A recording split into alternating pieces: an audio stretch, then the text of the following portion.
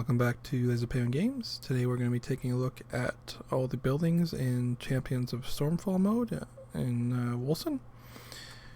And we're going to go ahead and start with the Stormfall Palace because that is the first building you're basically going to have to be working on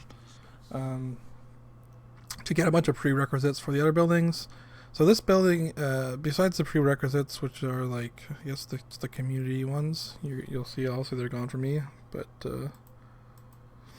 after that, this palace is basically going to upgrade your productivity as you increase. I'm not even finished these. They end up getting more and more expensive. This one's up to like 2 million. The last one is 5 million.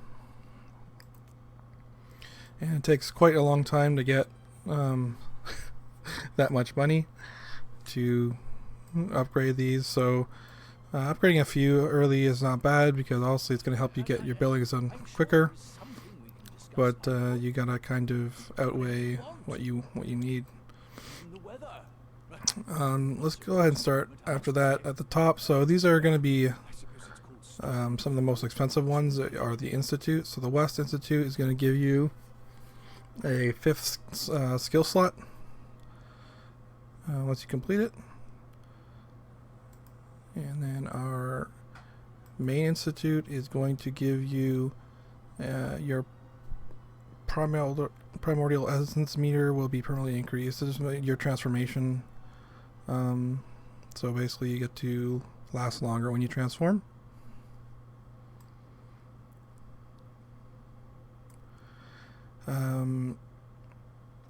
Primordial Institute East is going to give us 1 passive skill point once it's completed. So these are all pretty strong, but their costs are pretty high, and they take a long time to complete. So when you'll notice too that you start with one or two active products, and then it'll increase as you unlock more buildings.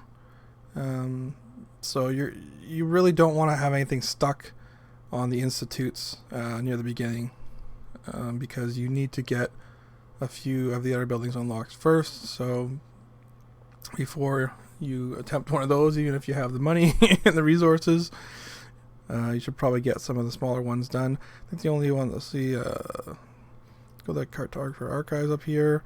So this one only has one thing to build, and it will make it so all the merchants' prices will be permanently decreased and all of the selling prices will be permanently increased. So this one becomes important for making money long term.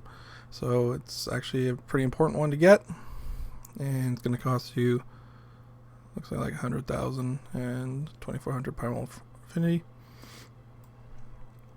We have the Seeker's Garrison. This one, so the projects here are going to change all the time. So these you have to come check basically all the time to see what so they'll have different rewards, and you just have to kind of click on them to see what they do.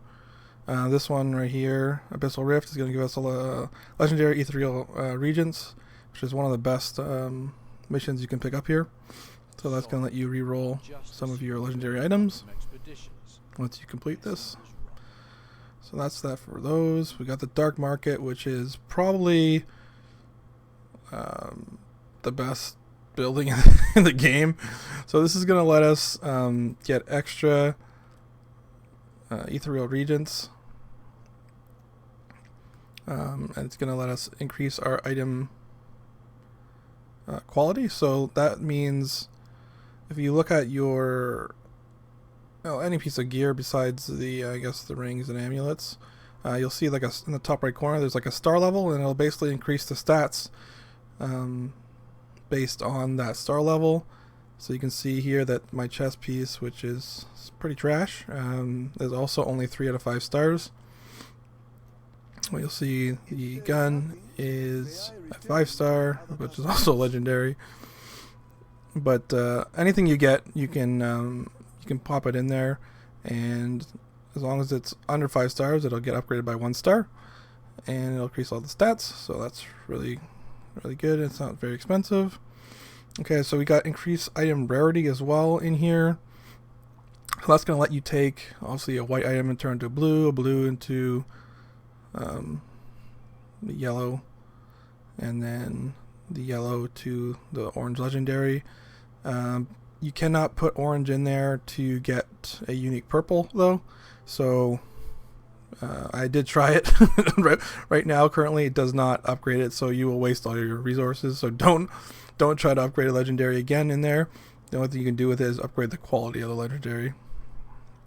And also here we have increased regent rarity as well, which is also another important one. This one does cost quite a bit though.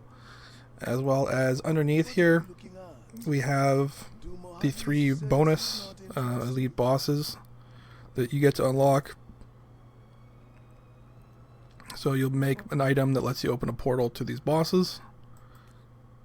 And I think I tried one with a friend, and when we opened it, you couldn't get in the portal. So I'm not really worried about that right now, since the portals aren't really working properly yet.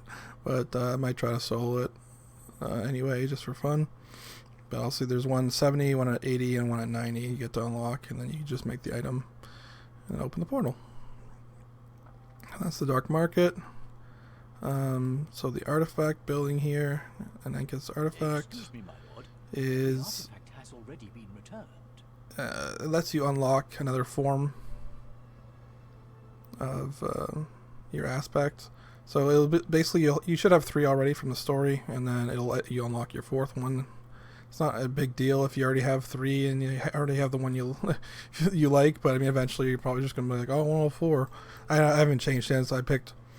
I think the second one I picked is the one I stuck with. So, and then we got the bank here, which is going to upgrade our personal vaults, which is just your stash. Obviously, your chest.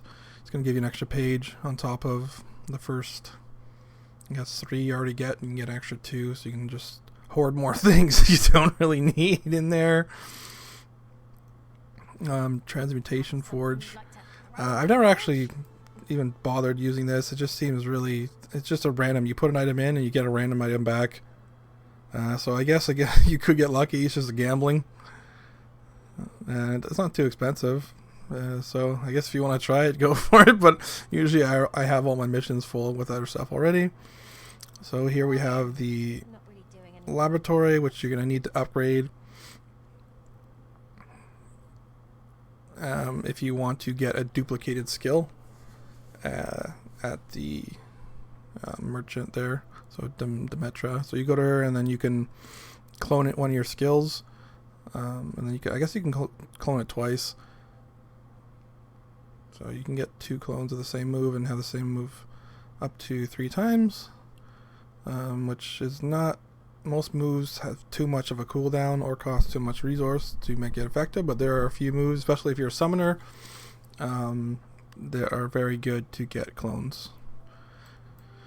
Then we have the energy installer. So this is just converter. It's going to let you convert your money into primordial affinity. And then the building beside it, which is the chamber, is the opposite. And it's going to let you convert your primordial affinity back into gold. So depending on how much resource you have of each, you'll be able to basically transfer them between each other.